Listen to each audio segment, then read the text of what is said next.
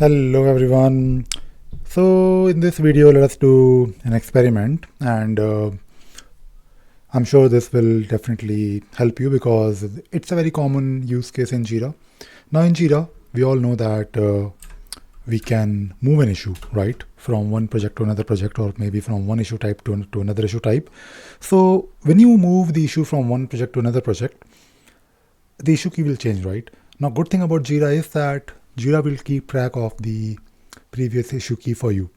Now what will happen if you move an issue from one project, from let us say project A to project B, and then from project B to project C, right? So basically, will Jira remember the original issue key, like that was there before two moves? Of course we can try, and in the meantime, of course, you can take a guess how it will work, or how you think it should work.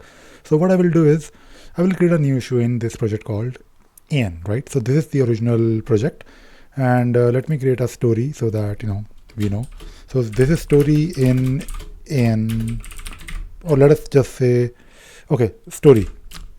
Nothing to worry about, story. Okay, and I will probably mention here. Okay, let us not mention anything. Let us quickly create this issue. So we have this issue called as N, and AN616 is the original issue key. And good thing is that when you are doing these things in Jira, always keep an eye on the history, because history will tell you like what happened. Now I may want to move this issue to a different project, right? Because we can. Let us move it to Android 2.0, which is ANDT.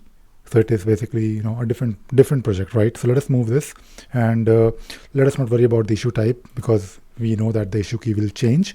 So original issue key was AN616, and if you confirm this, you will come to know that yes, we now have ANDT72. Of course, if you look at the URL, and if you go back to the AN616, right? So something will happen. It will actually redirect you to the same ANDT72. And also if you look at the history will tell you that yes, AN616 was the original issue key, and the history actually says Ravi Sagar updated the key. It is of course not really super useful, right? Because we didn't really update the key. It happened on its own. We moved the issue, right? That was the intention. Now let us do one thing. Let us now move this to maybe a third issue, right? Third project. Let us do a move. And if you do a move from ANDT and Android 2.0 to maybe blank project, because why not? Do we have, okay, let us not worry about this issue type, because we are not really bothered about issue types. We are actually trying to see how the Jira issue links will behave, like the direct URL, because people do have these URLs somewhere, maybe in their reports, maybe somewhere in their emails, and maybe on like maybe if they have an export of it somewhere in the Excel sheet. So this is, of course, it can be confusing, but good thing is, again, good thing that Jira will keep track of the history. So if you look at the history now, it will tell you, okay, so the original issue key was 616, we then moved to 72, and then we move to BP1. Now if you now try to open 72, or let us also open 616. So let us first open AN616. Something will happen. So something will happen. Yes, it will redirect you directly to the latest issue key.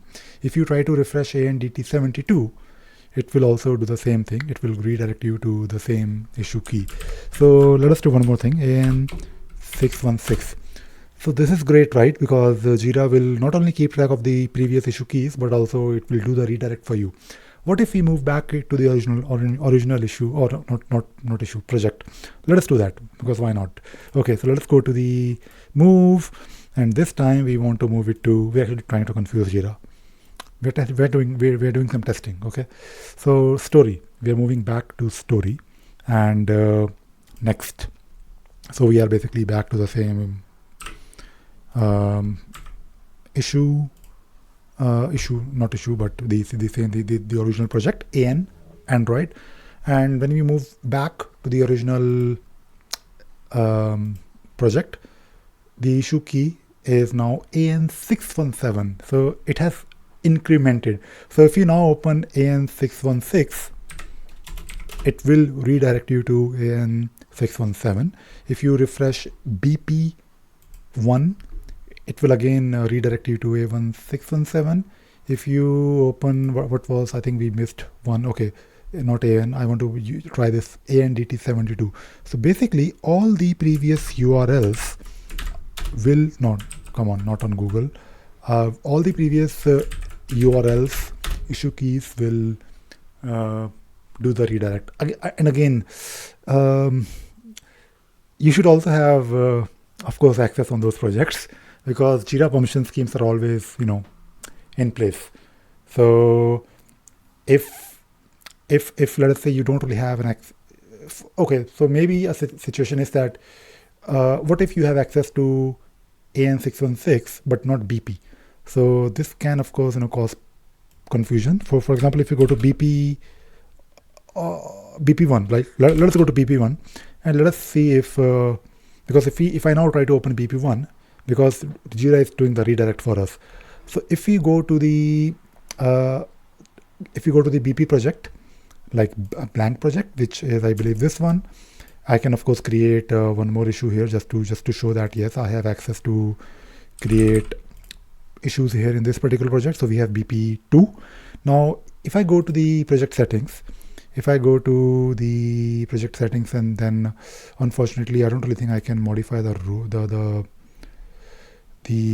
roles, but let us see, because I don't really have the permission. So you need to, this is basically a question for you. What will happen if you don't have access to this project at all, and if you open BP1, because BP1 is going to redirect the issue to this Android project where you have access. So basically, I mean, I'm probably going too far, but if you are doing the move from one project to another project, it's fine. Jira will take care of the URL. Now the thing is, I think I did mention this this in my videos. I had not really a fight, but an argument with someone long back about moving, because when people move issues from one project to another project, the whole purpose of, and only people who are actually old enough, experienced enough will know this. Now, just because you have the authority, or not authority, you have the functionality to move an issue, it doesn't really mean that you should do it. I mean, you should do it, but the intention of move is to correct, is to do some corrections in Jira. Because when people create issues in Jira, they might create it in the wrong project, and then of course you realize, okay, we have to move it to some other project. So yeah, you can move, but don't really make move as part of your process. And I see this happening quite a lot,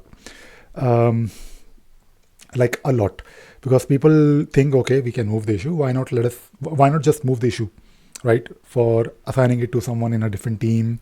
Why not move it to notify that yes, we have done the escalation to a dev team. For example, if you receive a ticket in project A, it could be GSM project by the way, and you need someone from project B, or let us say a dev team, to work on it.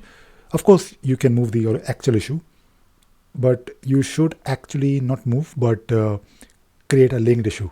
And you can also automate it, by the way. So when you have two issues linked together, then okay, this project, like you received a ticket on this particular project, but you need someone from another project. When you move the whole issue, you basically lose.